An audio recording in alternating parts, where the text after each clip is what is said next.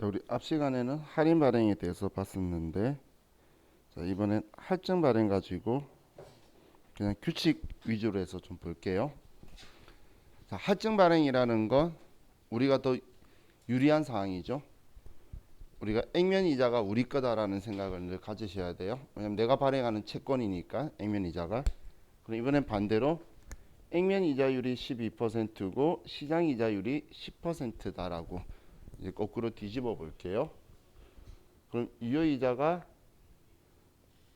10%이고 액면 이자가 12%일 때에 이제 사채를 발행하게 되면 지금은 우리 그 발행하는 금액을 볼 게 아니니까 자, 이걸 제가 금액을 계산을 해둔 걸 보면 자, 할인 발행이든 할증 발행이든 사채를 발행하면 대변의 사채 얘는 액면가를 쓰는 건 똑같은데 자, 우리가 돈을 받을 때 얘를 104만 9,736원을 받게 돼요.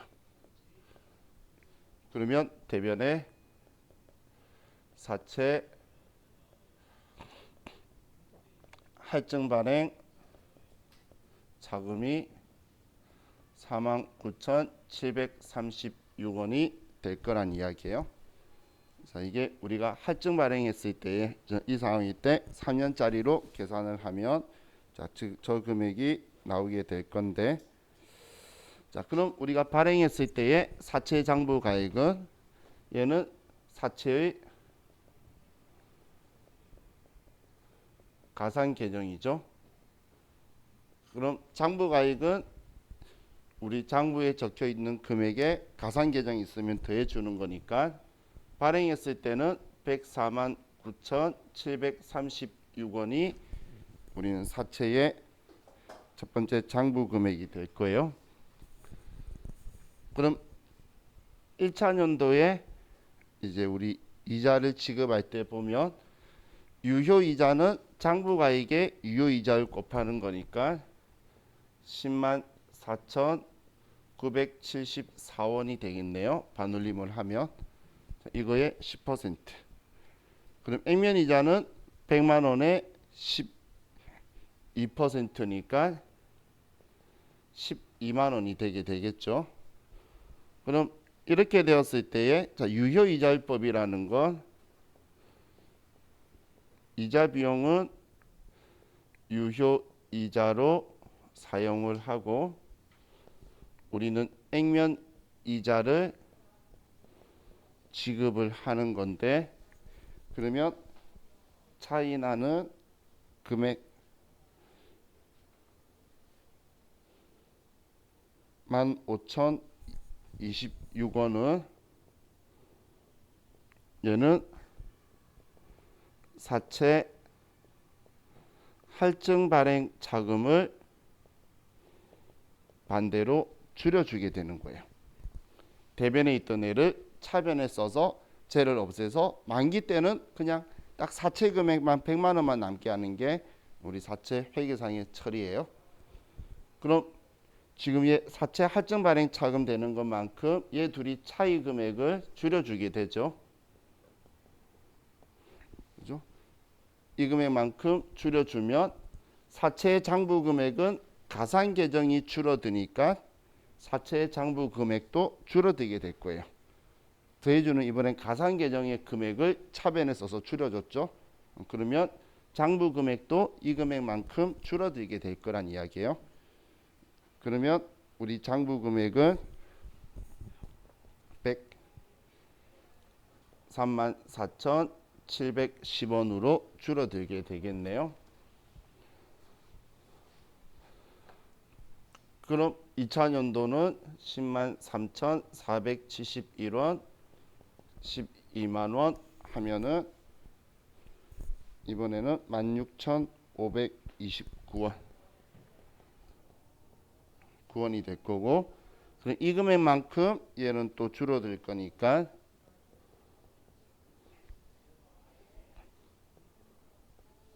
이런이 될 거고 그러면 얘는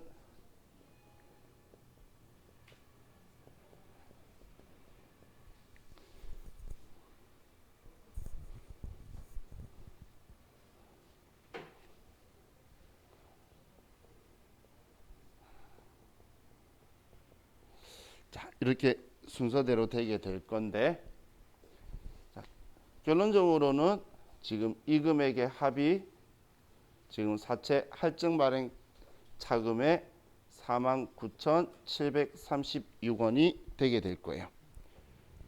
자, 지금 뭐 계산하는 게 우리한테는 중요한 거 아닌데, 자, 이번에 할증 발행에 대한 규칙도 한번 볼게요. 할증 발행에 대해서. 자, 할증 발행은 우리가 유리한 위치라는 건 알겠죠? 그럼 우리가 유리한 위치니까 액면가보다 돈을 더 많이 받았다라고 생각할 수 있어요. 그렇게 생각할 수 있겠죠? 그럼 돈 더 많이 받았으니까 우리는 많이 받았는데 만기가 되면 할인이든 할증이든 액면가가 딱 장부 가격으로 남는 거예요. 이 돈 갚아야 되니까. 그럼 할증 발행은 많이 받았다가 액면가로 가니까 얘가 감소할 수밖에 없겠죠. 감소하는 규칙이 나오게 돼요. 그럼 유효이자는 장부금액의 유효이자율을 곱해주는데, 얘는 장부가액이 떨어지니까 하락하고 되니까 당연히 얘는 비례적으로 감소할 수밖에 없죠. 감소할 수밖에. 그리고 액면이자는 뭐 상법이 무조건 이 금액만 줘라고 하고 있는 거니까 우리는 액면이자는 일정할 수밖에 없는 규칙을 가지고 있겠죠. 그죠? 자, 그럼 이제 우리 상가액은 지금 유효이자가 이자 비용 처리하는 거고 이 돈을 이자 주는 거니까 얘 두 금액의 차이만큼을 우리는 상각하는 거였죠. 그런데 할증 발행에서는 우리가 더 유리하기 때문에 우리가 더 높고 액면이자가 유효이자가 더 작은데 얘가 점점 더 작아져요. 그럼 얘 둘의 차이는 더 벌어지게 되겠죠. 그죠? 그래서 상가액은 할인 발행이든 할증 발행이든 둘 다 증가하게 돼요. 우리 할인 발행할 때는 유효이자가 액면이자보다 더 컸어요. 더 컸는데 얘가 증가를 하니까 차이가 더 벌어져서 상가액이 늘어났는데, 이번에는 액면이자보다 유효이자가 작은데 유효이자가 또 줄어들죠. 그럼 차이가 더 늘어나게 되는 거예요. 그래서 우리 상가액은 할증이든 할인이든 둘 다 증가한다라는 규칙이 있다라는 걸 여러분이 아는지를 물어보게 될 거고, 장부가액과 유효이자는 할인 발행은 둘 다 증가하게 되는 거고 할증 발행은 둘 다 감소한다고 생각하시면 돼요. 많이 받았다가 액면가액으로 줄어들어야 되니까. 그리고 액면이자는 뭐 둘 다 일정할 수밖에 없겠죠. 그래서 그 기준만 잡으시면 우리가 말로 얘네들 규칙을 질문하는 문제가 나오면 여러분들이 뭐 문제 없이 잘 하실 수 있을 것 같아요. 그래서 우리 사채에 대해서는 여러분들이 이렇게 기억을 해주시면 좋을 것 같아요. 사채는 뭐 계산은 여러분들이 하는 거에 대해서는 세무위급에서 크게 생각하실 필요 없어요. 지금까지는 얘네들 계산하는 거는 나온 적은 없어요. 근데 이제 세무위급에는 뭐 이 위치든 이 금액이든 이렇게 물어봐요. 그러면 이것도 알아야 되고 나중에 여러분들이 분괴도 할 수 있어야 되는데 이것 때문에 반대로 취득하는 회사에 세무 조정을 할 거예요. 그렇기 때문에 이거에 대해서 개념은 지금 잡고 있으셔야 미래가 여러분들이 되니까 일단 참고용으로 드린 거고, 지금 우리한테 필요한 거는 규칙은 시험 들어갈 때, 우리 세무이거 시험 들어갈 때 인지하고 들어가시는 거예요. 자, 증가한다 감소한다는 걸 그래도 숫자로 쓰고 보면 그랬더라라는 느낌이 드니까 그냥 같이 숫자를 제대로 된 걸로 써본 거예요. 자, 그럼 자, 우리 교재 95페이지에 가서 사채 상환에 대해서 볼게요.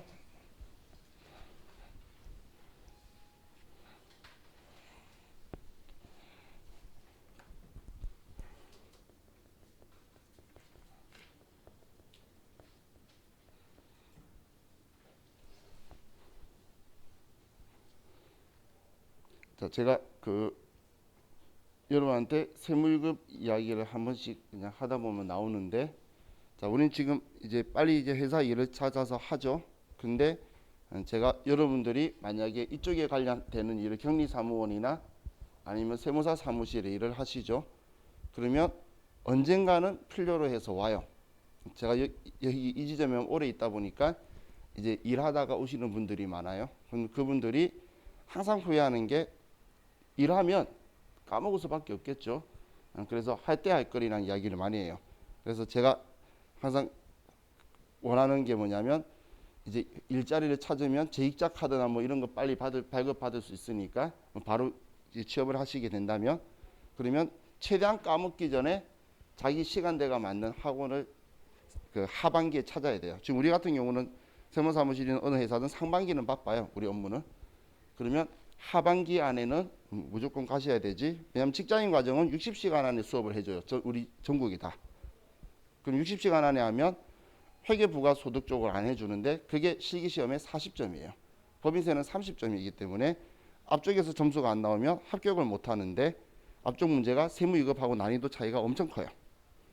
그래서 기억이 있어야지 그 내용을 엎을 수가 있는데 기억이 없으면 앞부분을 못 엎어요. 그러면 정말 회사 그만두고 나중에 수업 들을 수 있을 때 와야 되는 또 초유 사태가 미래에 발생하니까 까먹기 전에 재직자 과정으로 해서 들으시는 게 아마 여러분한테는 유리하실 거예요.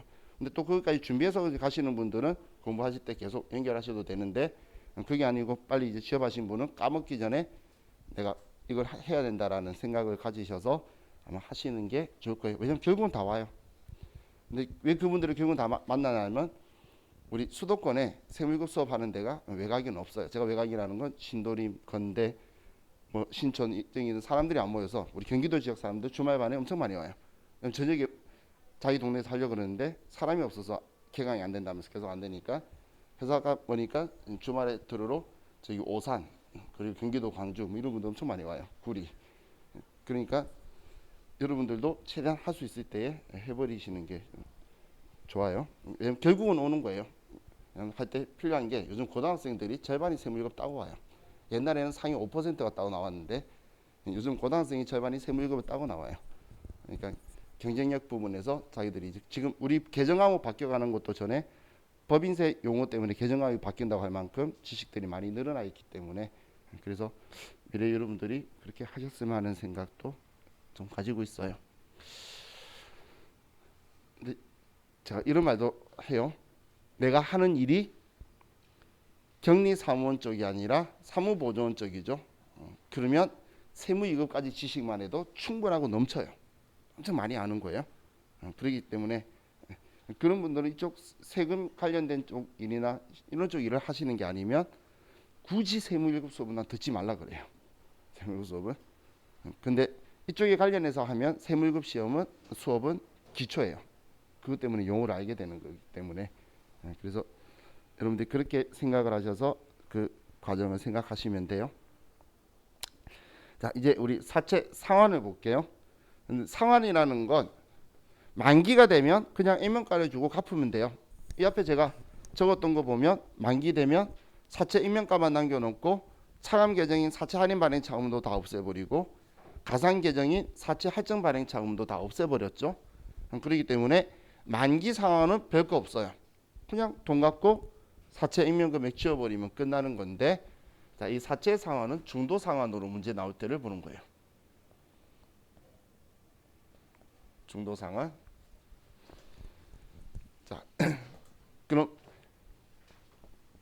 우리가 발행할 때에 자, 예를 드는 거예요.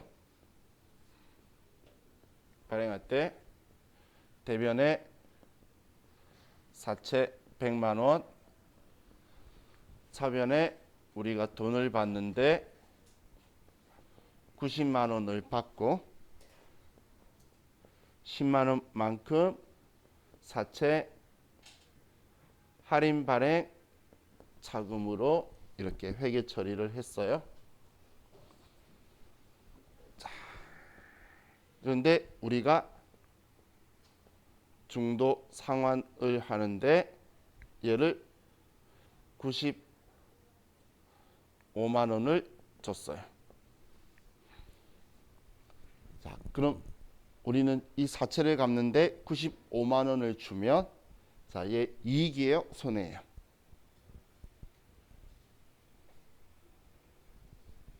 이 사채를 갚는데 95만 원 주고 갚으면 이게 만약 이론 시험에 나오면 이렇게 푸는 거예요. 자, 사채 장부 금액은 얼마죠? 장부 금액은 이 금액에 차감 계정 빼는 거 90만 원이죠. 그것만 생각하면 돼요. 90만 원 갚는데 95만 원 들었네. 자, 그럼 이익이에요, 손해예요?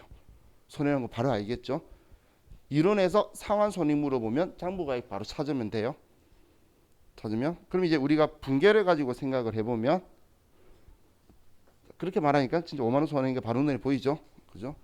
그럼 우리는 상환하면 당연히 이제 얘를 지워야 되겠죠? 그럼 사채를 지울 거예요. 차변의 사채 100만 원. 그런데 우리는 얘 사채 차감 계정이니까 부채 차감 계정이에요. 얘 갚았으면 얘도 갚아야 될 거잖아요. 지워야 될 거잖아요. 그래서 사채 할인 발행 차금도 반대쪽으로 사채 할인 발행 차금 10만 원이다. 이렇게 쓸 거예요. 자, 그래야 대변이 90만 원 모자라지 딱 맞죠? 근데 지금 나는 돈 갚는데 95만 원을 준 거예요. 그럼 차이 나는 5만 원만큼 우리는 사채 상환 손실이 나오게 돼요. 자, 이 원리 이해가시죠? 이해가죠? 자, 우리가 제가 늘 말하는 게 우리가 상식으로 생각할 수 있는 결론들 있죠. 그 결론은 장부에도 그대로 적혀지는 거예요.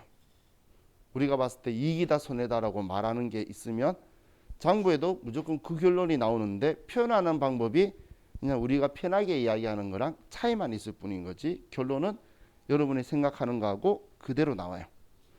자, 그럼 자, 이번에는 자, 이렇게 발행한 사채를 이번엔 일부 상환을 해볼게요. 자, 일부라는 것, 자, 50%만 상환이 떠볼게요. 절반만. 자, 절반만 상환을 하는데, 자, 상환하는데 47만 원이 들어갔어요. 47만 원. 자, 그럼 자, 이렇게 발행한 걸 절반 50% 상환하는데 47만 원 들었어요. 이익이에요? 손해예요?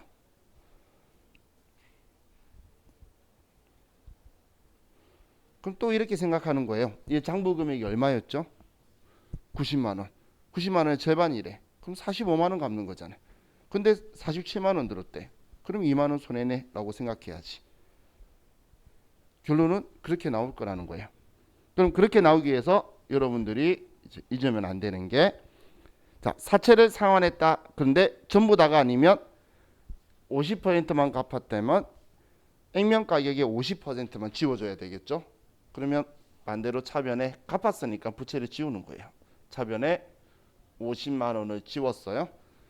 그럼 이거 지우는 것까지는 잘 기억하시는데 그 다음 생각해야 되는 게 그럼 얘하고 관계되는 차감 계정이나 가산 계정도 상환하는 비율만큼 지워야 된다는 이야기예요. 그럼 사채 할인 발행 차금도 5만 원을 지워줘야 되겠죠.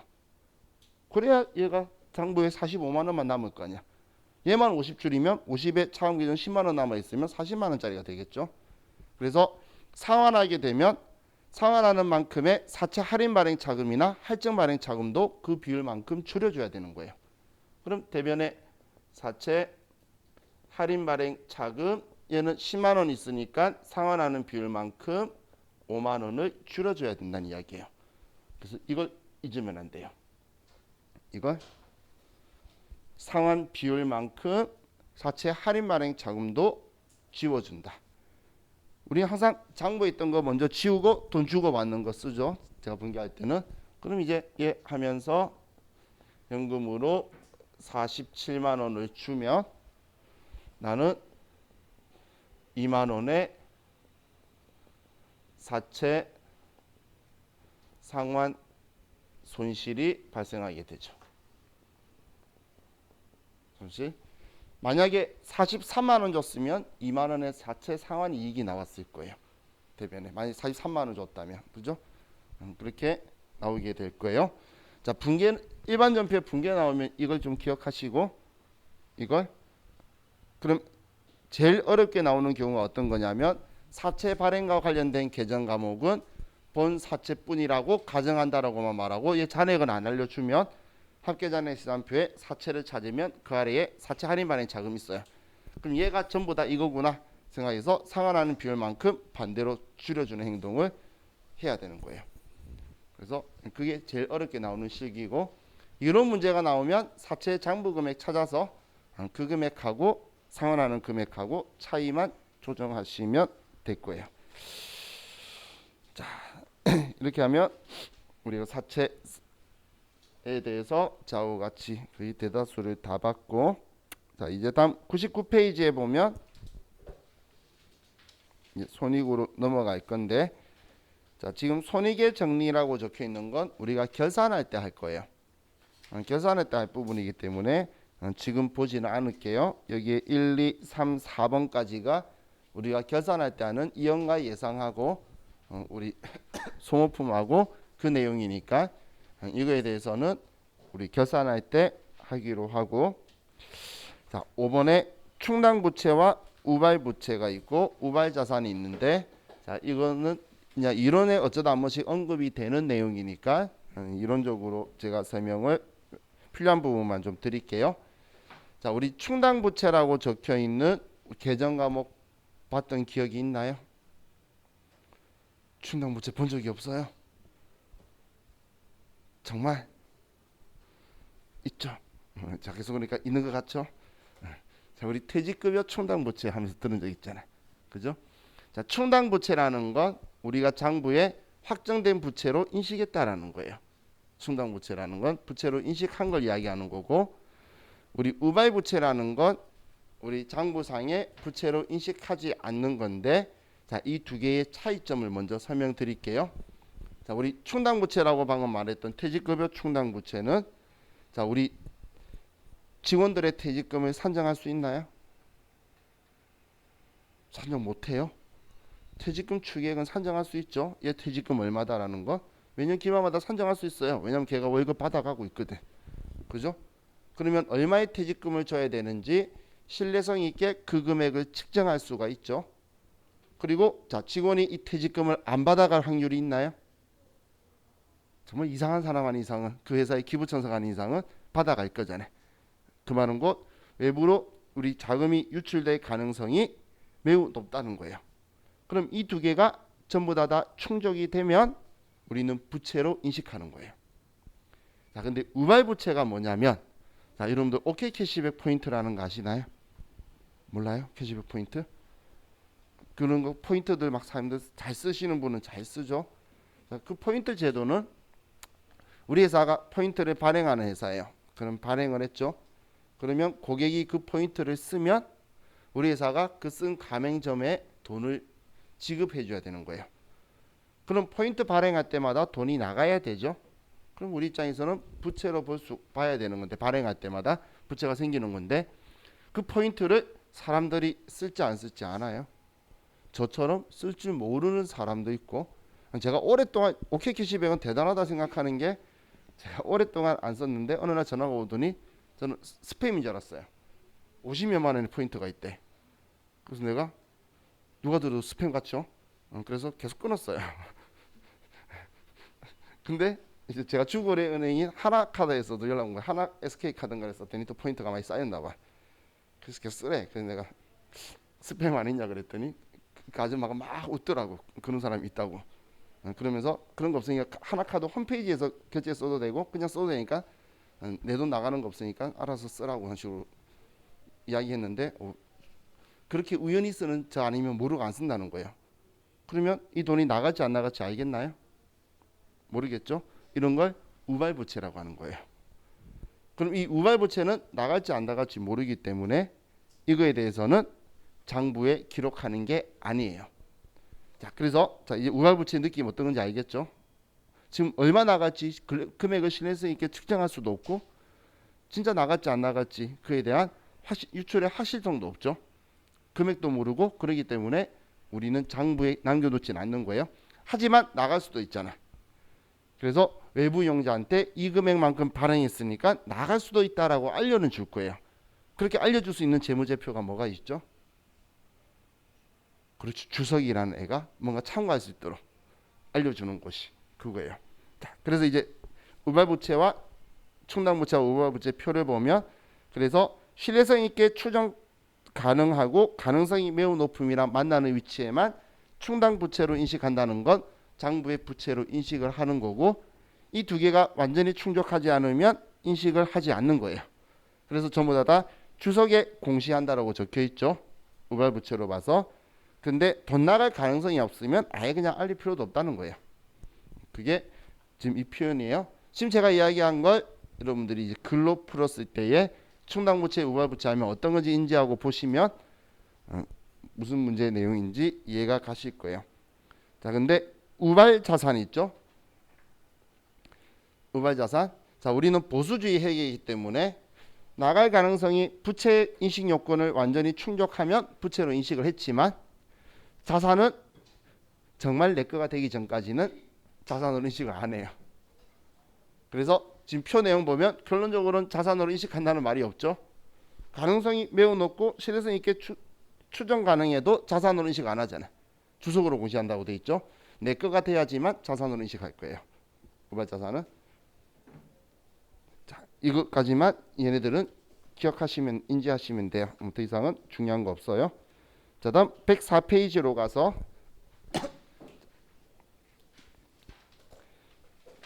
자, 뭐 결산 정리 사항 및 오류 수정 회계 변경 적혀 있는데 자, 여기 온 이유는 결산은 결산 때 따로 챕터로 할 거이기 때문에 1번은 빼고 2번에 회계 변경과 오류 수정을 보려고 왔어요.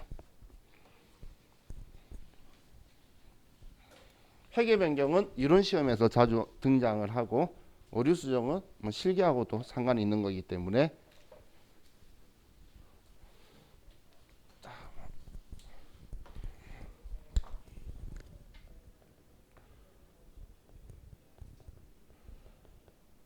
자, 회계 변경을 보면 자, 회계 변경은 크게 두 가지가 있어요. 회계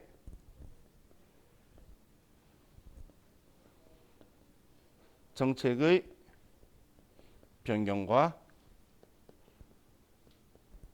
회계 추정의 변경이 있어요.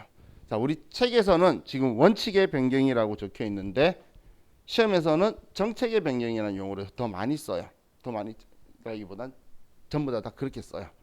그래서 원칙의 변경은 정책의 변경이라고 생각해서 보시면 돼요. 자, 그럼 일단 글자를 봤을 때 자, 정책의 변경, 추정의 변경 어느 게 중요해 보이시죠? 정책이 중요해 보이죠? 그렇게 보이나요? 그 생각을 잊으시면 안 돼요. 얘가 중요한 변경이에요. 얘가 중요하지 않는 좀 덜 중요한 아예 중요 안 하다고는 할 수는 없지만 조금 덜 중요한 거고 얘는 많이 중요한 거예요. 자, 그럼 자, 예를 들어 보면 자, 추정의 변경 먼저 예를 들면 자, 추정의 변경에 시험에 나올 수 있는 얘는 우리 대손 추정률 변경이라든지 아니면 감가상각 방법의 변경이라든지 혹은 우리 고정자산 내용 연수 변경이라든지 이런 것처럼 자, 지금 제가 적은 거에 대해서 이 중요하나요? 대손충당금 설정을 기말에 1% 하든 2% 하든 그 다음 연도에 남으면 다시 돌려놓으면 되는 거고 그죠?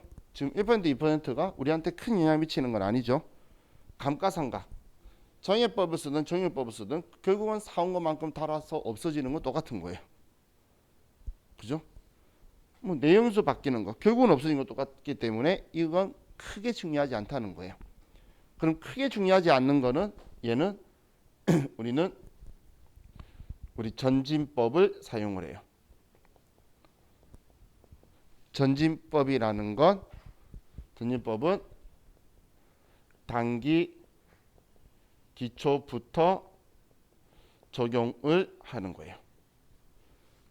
올해 거부터 올해 기초 거부터 적용을 할 거예요.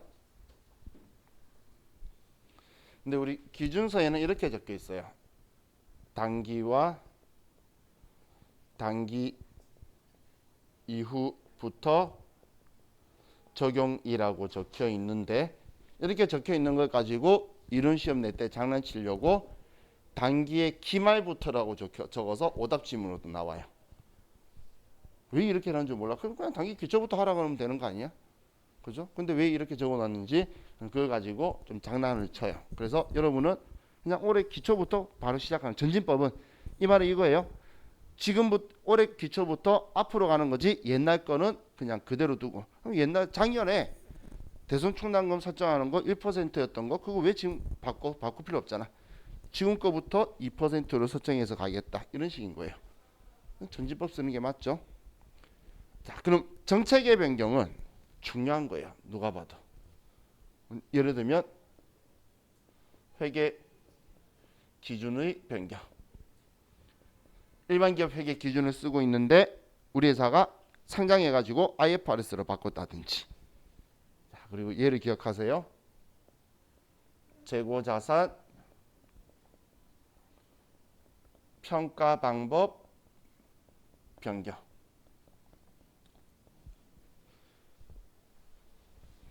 재고자산 평가 방법 변경하고 수익 인식 기준 변경 이런 거는 엄청 중요한 변경이에요. 얘는 자, 왜 얘네들이 중요한 변경일까요?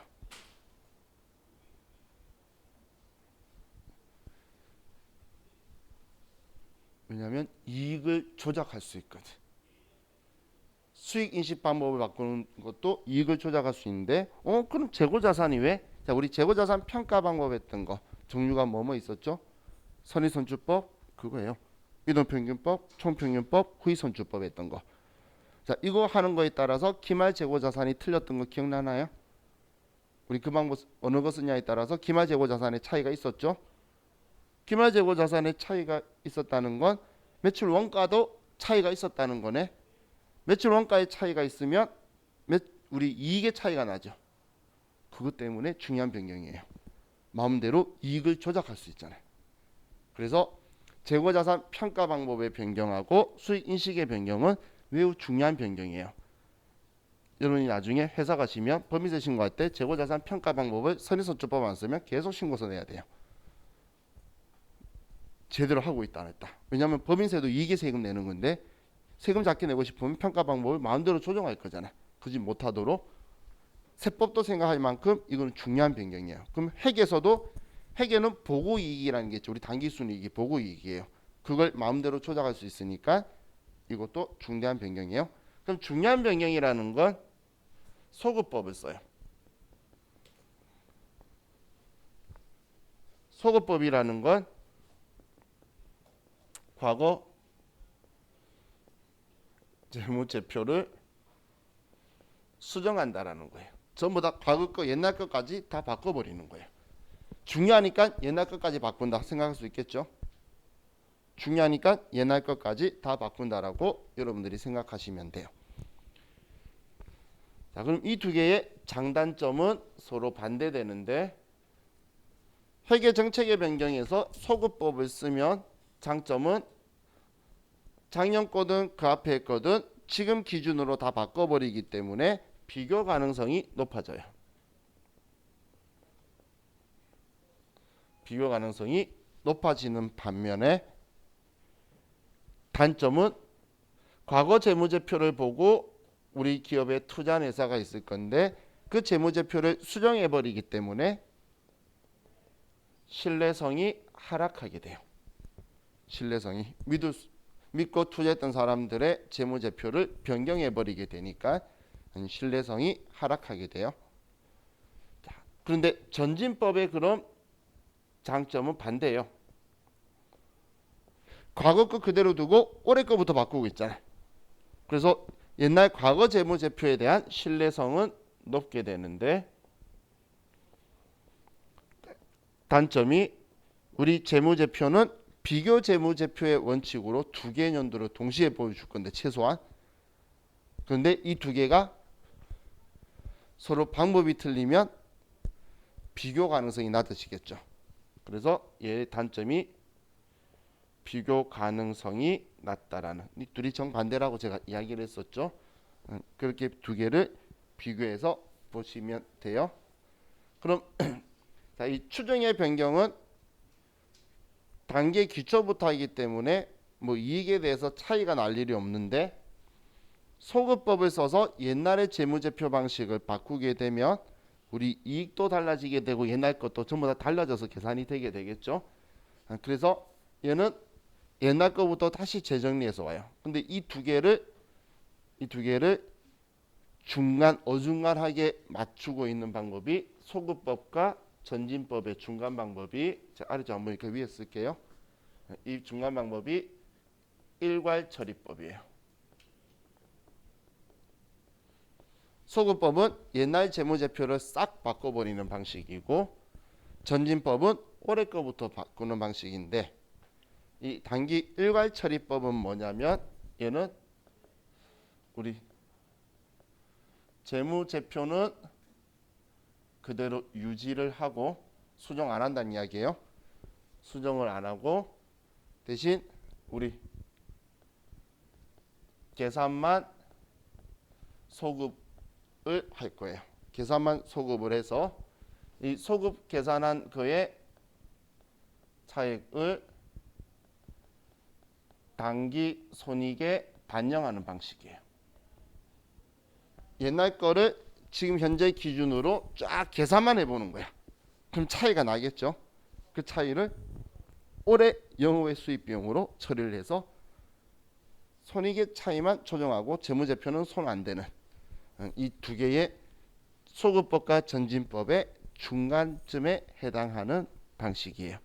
그게 우리 단기 일괄처리법이다라고 보시면 돼요.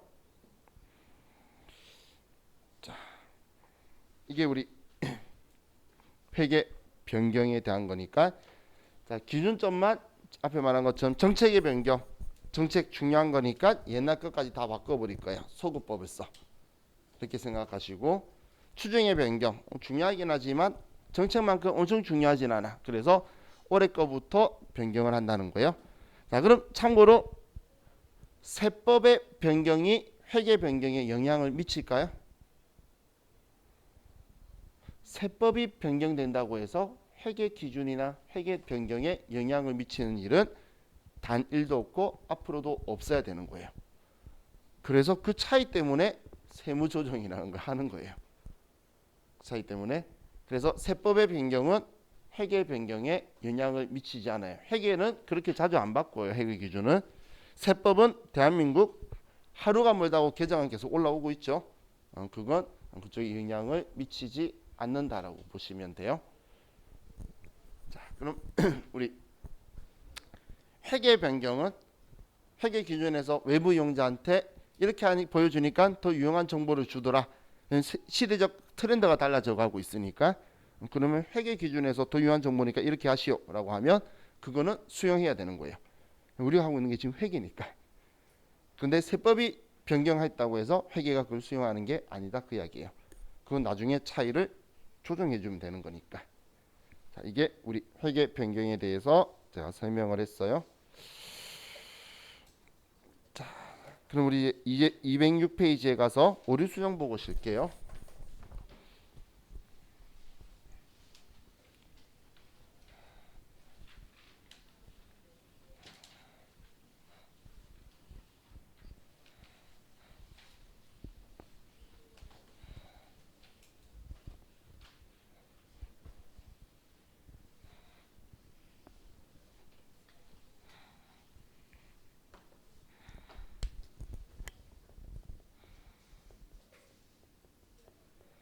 자, 오류 수정하고 회계 변경하고는 다른 거예요. 그래서 오류 수정은 말 그대로 우리가 장부에 누락하거나 뭐 틀린 걸 올해 바꾸는 걸 오류 수정이라고 해요.